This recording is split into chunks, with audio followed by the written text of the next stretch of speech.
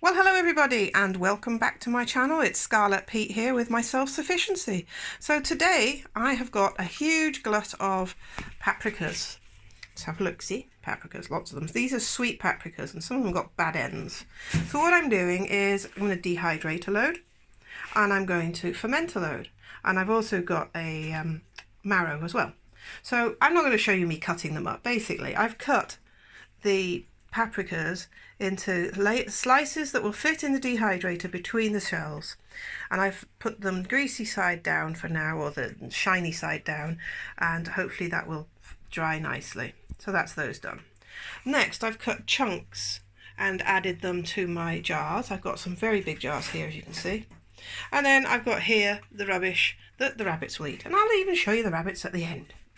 So what we need is salt, which we have here, and we've got water. And that's the waste there. So I've got 200 grams of salt, because we're going to do a 5% brine for this. So I've got 200 grams of salt, and I'm going to use 4 litres of water. That's it. So I'm going to go do that. I'm going to warm up the water and add the salt to it so it dissolves. Then it will be added to my ferments. So here I've got the bottom of my dehydrator ready. I've got to plug it in. I've given it all a good wipe down so we don't want to add any extra bacteria into the mix. And I'm going to layer in the trays whilst the water mixes with the brine and dissolves.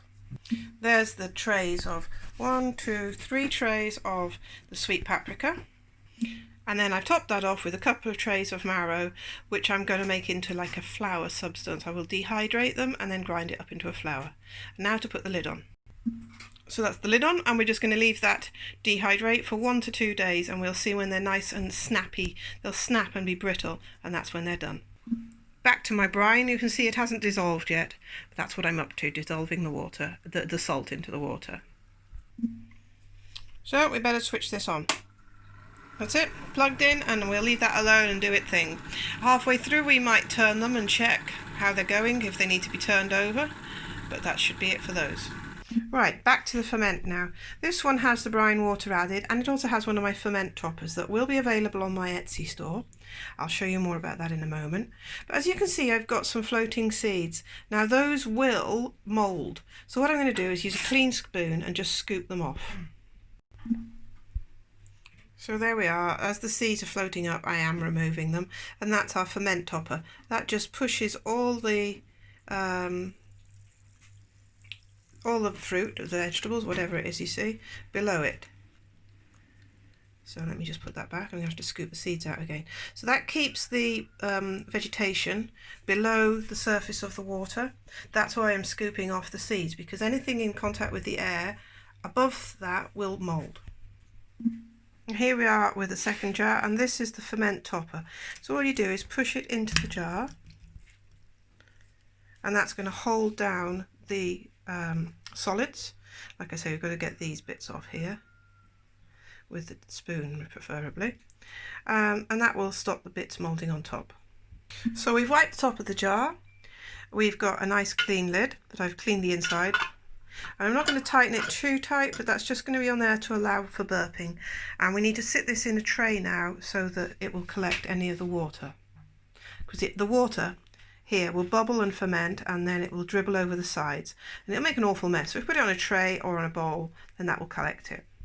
So there we now have it in a little tray, found in a skip. You don't have to spend a lot of money on your stainless steel items. Look for them everywhere and you'll find them, as I always find them in skips or charity shops. So this one's ready now. We'll put the second jar in there. But what you're all waiting for, I'm sure, is to see the bunny rabbits get the leftovers. So let's get a bucket and take them to the bunnies. Bunny food. So here we are with the bunnies. And here's the goodies. Yeah, Lil, tip that out for them. Let's see what they think. Bunnies. So that's our waste disposal plant. There also are breeding rabbits that will breed us some babies for the table maybe, if they get round to it. So we've got a boy and 3 girls, 2 different litters, 2 different breeders. And what are they, Lil? They're New Zealand Reds, they say? Yeah. Oh, they're lovely. They're ever so friendly. There's the 2 little ones. They're girls. And there's the boy and the girl. and all the food they're going to eat for us and turn into lovely manure, which is going to go onto our gardens. We've got quite a nice little space here, just in the barn, while they get used to greenery and food. Hello, bunny. And then over here, the other side of the barn, is the orchard, and the orchard is where all the manure will get thrown and recycled as weeds, and that's on one of our layered systems. But that's for another video, isn't it, folks? We've got raspberries, all sorts. So I hope that was helpful, our little chat on fermenting and dehydrating. Any questions, please comment. If you want any ferment toppers, give me a comment as well, because I haven't set up the Etsy shop situation yet properly. Thanks so much. Like, subscribe, share, comment, and watch out for tomorrow, because you never know what tomorrow brings with us. Bye-bye. Say bye-bye.